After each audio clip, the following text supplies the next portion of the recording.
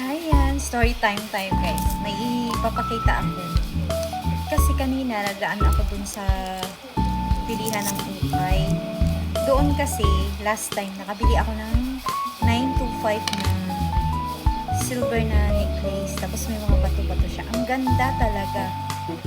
Mas kanina guys, hindi nag-check na naman ako ulit. Inaabangan ko kasi yung mga display nila doon. Kasi minsan hindi nila, kasi alam mo naman mga check ko, hindi nila masyadong appreciate yung mga silver na ganyan.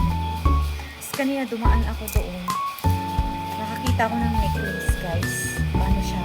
Worth 280. Ayan, 280. Ano siya? Silver siya. May nakalagay na 925. 925 yung nakalagay dito sa ano niya. It means silver siya. So, ayan siya guys. Alam mo ba, natutuwa ako kasi, ayan, Hermes siya guys. Oh, diba? Ang laki ko. Tapos, may nakalagay siya, as in, naka-engrave dito yung Hermes. Made in France talaga siya. Ayan. Made in France. May naka-engrave dyan. Pati dito sa kapila, meron din.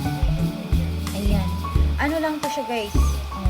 Silver. Pero ang shala, di ba? Is worth 280. Pero binigay sa akin ni ate, ano lang siya, 250. So, di ba, ang swerte, 250. May silver ka na. Tapos, oh, Hermes. Ayan siya. 925 talaga siya, guys. Kasi may naka-engrave dito. S925. Ayan. So, it means silver talaga siya. Ayan. Nakakatuwa lang. Kasi, ano, pang 3 times ko na yata nakabili ng silver doon. Kasi alam mo ba yung silver nila, ibang uri yung silver nila. Kasi once na nababasa siya na, pwede mo siyang pang daily use. Pag nabasa siya, lalo siyang kikinang ng pagkaputi.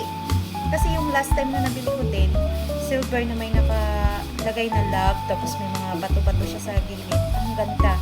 The more na pinang-araw-araw ko siya, the more na nababasa siya ng ano, nalilinis siya, pumuputi siya. Hindi kaya ng sa Pilipinas sa silver na pag nasubrahan siya ng gamit, o depende rin siguro pag maasid, no?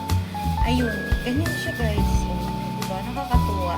Worth 250 lang po, pero sa tag-price niya, 280 ang benta ni ate. Tinawaran ko ng 250. So, ayun.